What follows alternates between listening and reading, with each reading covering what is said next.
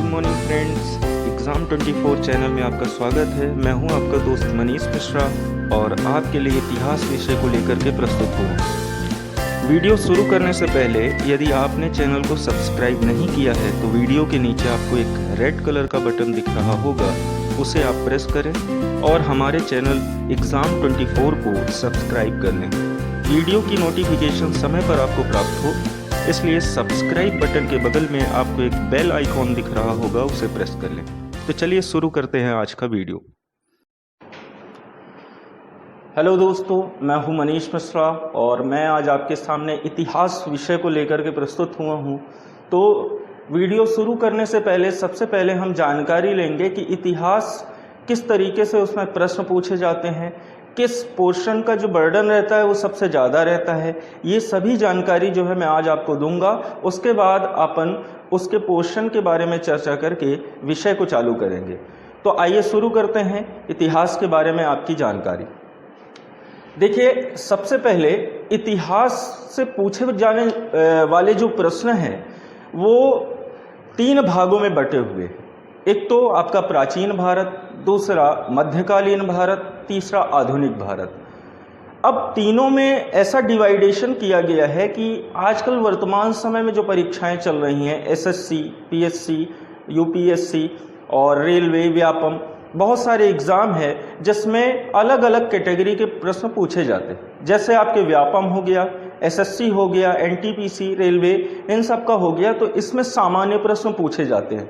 जैसे जैसे एग्ज़ाम का लेवल बढ़ता जाता है वैसे वैसे प्रश्नों का स्टैंडर्ड भी बढ़ता जाता है। जैसे हम किसी भी स्टेट पीसीएस की बात करें या किसी भी राज्य लोक सेवा आयोग की बात करें तो उसमें क्वेश्चंस का जो स्टैंडर्ड होता है वो काफ़ी ज़्यादा बढ़ा रहता है। और वही बात अगर हम संघ लोक सेवा आयोग की बात करते हैं, यूपीएससी की बात करते हैं, तो उसमें उस क्वेश्चन का स्टैंडर्ड और भी ज़्यादा बढ़ जाता है। तो इसी वजह से उन सभी बातों को ध्यान में रखते हुए आज हम ये वीडियो आपके सामने प्रस्तुत कर रहे हैं। तो देखिए, आइए शुरू करते हैं इतिहास। तो सबसे पहले हम देखेंगे कि इतिहास जो है वह 2 शब्दों से मिलकर के बना हुआ है, इति और हास। यहाँ आप देख सकते हैं इति और हास, जिसमें इति का अर्थ होता है ऐसा ही और हास का अर्थ होता है हुआ होगा। ऐसा ही हुआ होगा।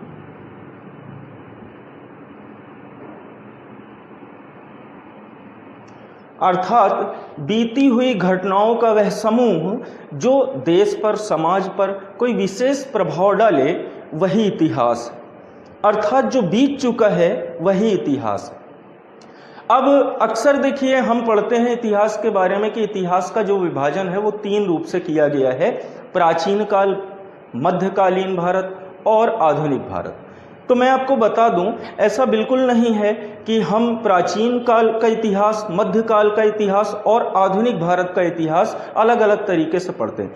देखिए, मुख्य रूप से जो इतिहास का विभाजन किया गया है वो 3 रूपों से किया गया है। सबसे पहला प्राग ऐतिहासिक काल कहलाता है, दूसरा आद्य ऐतिहासिक काल और तीसरा ऐतिहासिक काल कहलाता है। इनके पिता के बारे में, जनक के बारे में हम जानकारी बाद में लेंगे। सबसे पहले हम इतिहास का विभाजन देखेंगे कि किस तरीके से इतिहास का जो है विभाजन किया गया है। तो इतिहास देखिए 3 भागों में किस तरीके से डिवाइड है कि सबसे पहला जो आता है वो आपका प्राक ऐतिहासिक काल,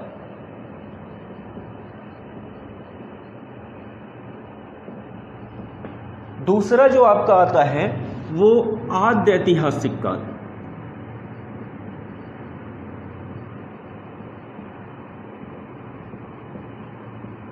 और तीसरा आपका ऐतिहासिक काल।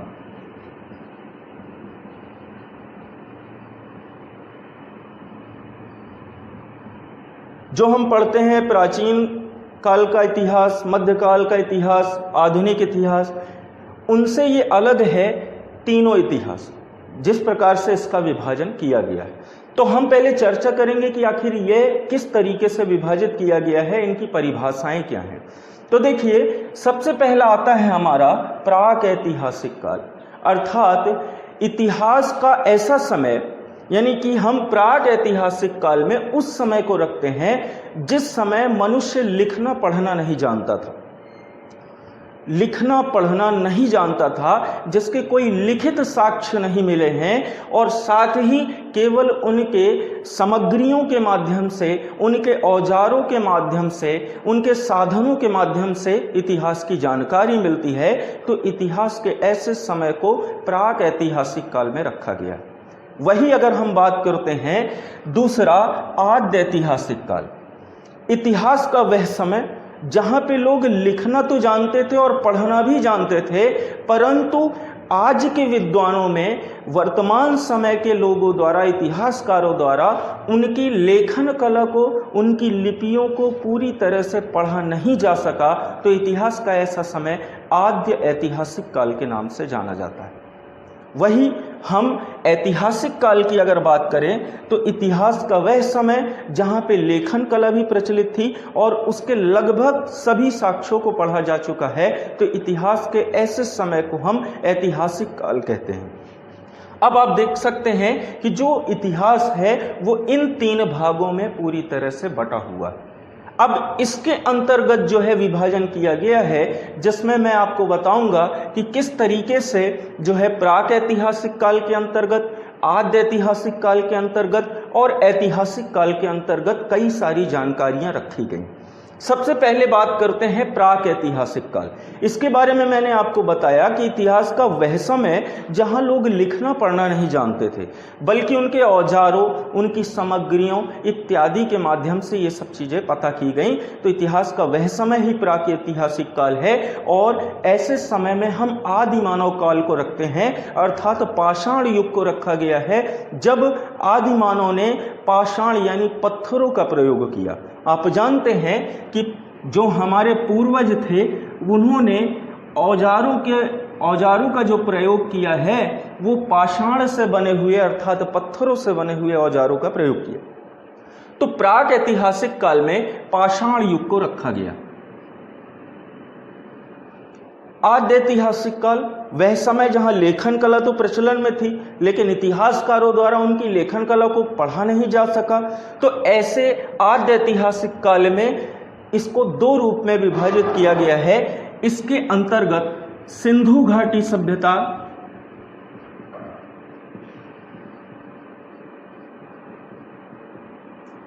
और वैदिक काल को रखा गया।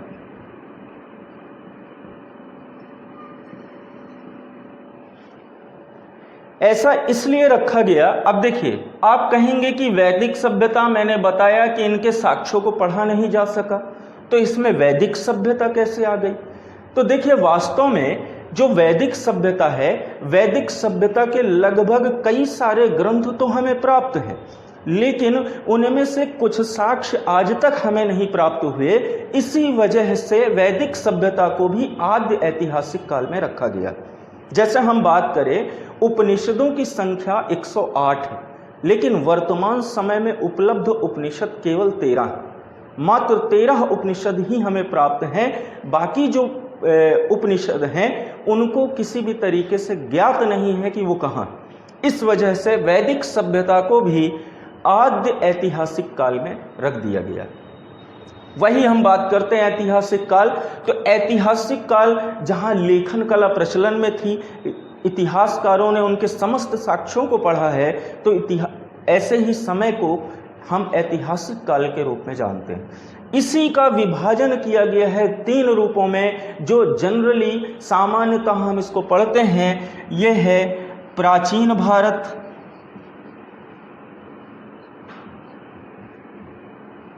दूसरा मध्यकालीन भारत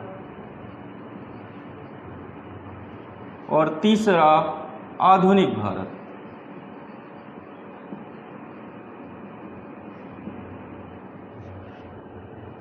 प्राचीन भारत, मध्यकालीन भारत और आधुनिक भारत। तो ऐतिहासिक काल को 3 रूपों में विभाजित किया गया।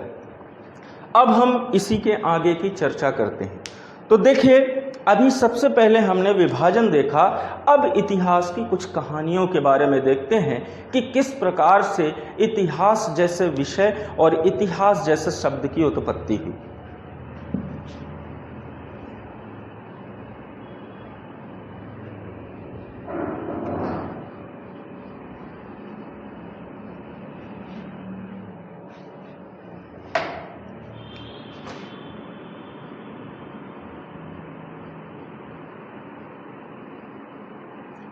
देखिए, इतिहास शब्द की जो उत्पत्ति मानी जाती है वह यूनान से मानी जाती है।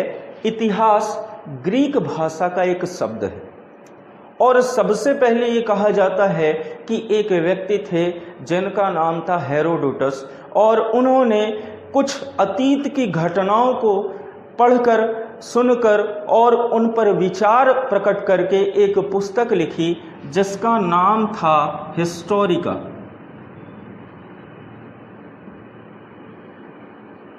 और उसी हिस्टोरिका शब्द से एक शब्द की उत्पत्ति हुई जिसे हम कहते हैं हिस्ट्री। हिंदी में आप जानते हैं कि इसे इतिहास कहा जाता है। इस प्रकार से जो है हिस्ट्री शब्द की उत्पत्ति हुई थी। और इसको लिखने वाले हेरोडोटस, चूंकि पहली बार किसी ने अतीत की घटनाओं को एक पुस्तक में पूरी तरह से बताया, एक किताब में बताया, अपने विचार प्रकट किए और इतिहास की पहली घटनाएं ऐसी थीं, इसी वजह से हेरोडोटस को जो है इतिहास का जनक कहा जाता है और हेरोडोटस ही इतिहास के पिता माने जाते हैं। अब इसके पश्चात हम देखते हैं कि धीरे धीरे समय बीतता गया, कई सारे इतिहासकार आए और उन्होंने कई जानकारियां अपने पुस्तक में लिखी। कई जैसे मेगास्थनीज है, टॉलमी है, अलबरूनी है और बर्नी है, ऐसे बहुत सारे इतिहासकार आए। अब इन इतिहास की समस्त जानकारी हमें मिलती कैसे है? सबसे महत्वपूर्ण बात तो ये है कि आखिर हम इन सब के बारे में जानते कैसे हैं। तो देखिए, इतिहास को जानने के लिए इतिहास के कई सारे स्रोत हैं। मुख्यतः इन स्रोतों को 3 भागों में बांटा गया है। तो अपन सबसे पहले इतिहास के स्रोतों को देखते हैं कि किस तरीके से इतिहास के स्रोत विभाजित किए गए हैं जिससे हमें समस्त जानकारी प्राप्त होती है। तो इतिहास के स्रोतों को मुख्य रूप से 3 भागों में बांटा जाता है। सबसे पहला तो देखिए साहित्यिक स्रोत।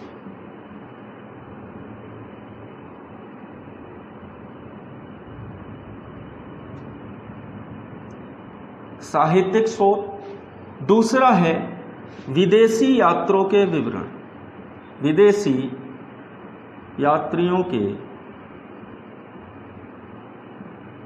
विवरण।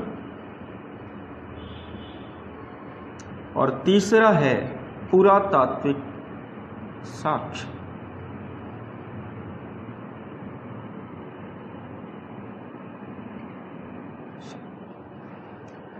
अब देखिए, हम तीनों स्रोत के बारे में सबसे पहले जानते हैं। साहित्यिक स्रोत अर्थात इसके अंतर्गत ग्रंथ, उपनिषद, साहित्य से जुड़ी हुई समस्त चीज़ों को रखा गया है।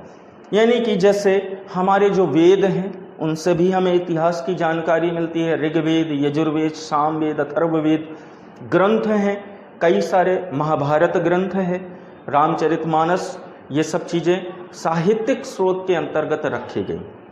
इसके अलावा विदेशी यात्रियों के विवरण, जैसे आप कभी किसी स्थान पे भ्रमण के लिए जाते हैं या घूमने जाते हैं, ठीक इसी प्रकार से भारत भी एक महत्वपूर्ण स्थान था, एक महत्वपूर्ण देश था जिसमें कई सारे अनेक विदेशी या अनेक देशों के जो इतिहासकार होते थे या अनेक व्यक्ति होते थे, वो भारत भ्रमण में, भारत दर्शन के लिए आते थे। और उन्होंने जब भारत में आने के पश्चात वहाँ की स्थितियाँ, परिस्थितियाँ और भी जो चीज़ें देखी, उन्होंने उसका समस्त विवरण एक पुस्तक में लिखा, एक किताब में लिखा, या कह सकते हैं उन्होंने अपनी पूरी जीवनी लिखी जिसमें उन्होंने भारत के बारे में संपूर्ण जानकारी दी। तो ऐसे लोगों की पुस्तकों से भी हमें क्या है, इतिहास की जानकारी मिलती है। जैसे आपको पता होगा चंद्रगुप्त द्वितीय के शासनकाल में फाहियान नाम का चीनी यात्री आया था।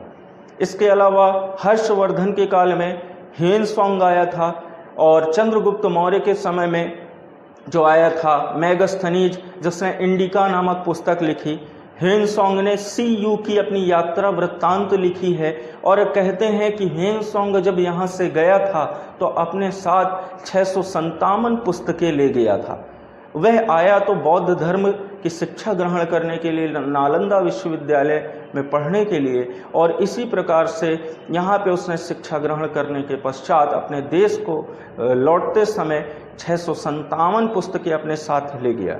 अब कभी कभी देखिए इतिहास में ऐसा होता है कि कुछ ऐसे समय हैं जहाँ पे जिसकी जानकारी हमें प्राप्त नहीं होती, बीच की जानकारी। जैसे ऐसा समय जहाँ जिन राजाओं के बारे में जानकारी हमें जब प्राप्त ना हो, तो कई इतिहासकारों का कहना है कि हमारे यहाँ पे जो अलग अलग विदेशी यात्री आए, तो जब वो अपनी साथ में भारत की कुछ पुस्तकें ले जाया करते थे, तो संभवतः हो सकता है कि उन पुस्तकों में उन इतिहास के व्यक्तियों की जानकारी रही हो, इस वजह से उनकी जानकारी संपूर्ण रूप से नहीं मिल पाती। फिर भी खैर वो बाद की बात है, लेकिन इस तरीके से भी हमें इतिहास की जानकारी विदेशी यात्रियों के विवरण से मिलती है। वही हम तीसरी बात करें, पुरातात्विक साक्ष्य। आप जानते हैं कि सन 1904 में पुरातत्व विभाग की स्थापना हुई थी, जिसके प्रथम महानिदेशक जॉन मार्शल थे। और पुरातत्व विभाग का काम होता है कि किसी भी स्थान पर प्राप्त पुरानी वस्तुएं उनके बारे में अपनी संपूर्ण जानकारी देना। जैसे अशोक के अभिलेख, ये पुरातात्विक साक्ष्य के अंतर्गत आते हैं। कई जगह से प्राप्त सिक्के जो गुप्त काल में, मौर्य काल में, अनेक समय में प्रयोग होने वाले सिक्के, कई ऐसी वस्तुएं, जैसे सिंधु घाटी सभ्यता का जब उत्खनन हुआ था तो वहां से प्राप्त वस्तुएं, तो ये सब कार्य होता है पुरातत्व विभाग का, जो पुरानी चीज़ों को प्राप्त करती है और प्राप्त करने के बाद उसके बारे में स्पष्ट जानकारी देती। तो इतिहास को जानने के लिए हमारे यहाँ पे 3 स्रोत भी प्राप्त हैं। तो देखिए आज के लिए बस इतना ही, और जल्द ही अगले वीडियो में मैं आगे की जानकारी आपको दूंगा। अभी बहुत सारा सिलेबस आपका बाकी है, जिसमें बहुत सारी जानकारी, बहुत सारी कहानियां इतिहास में बाकी है। इस वीडियो को देखिए, और जो भी आपके प्रश्न मन में उठते हों कमेंट बॉक्स में कमेंट करिए।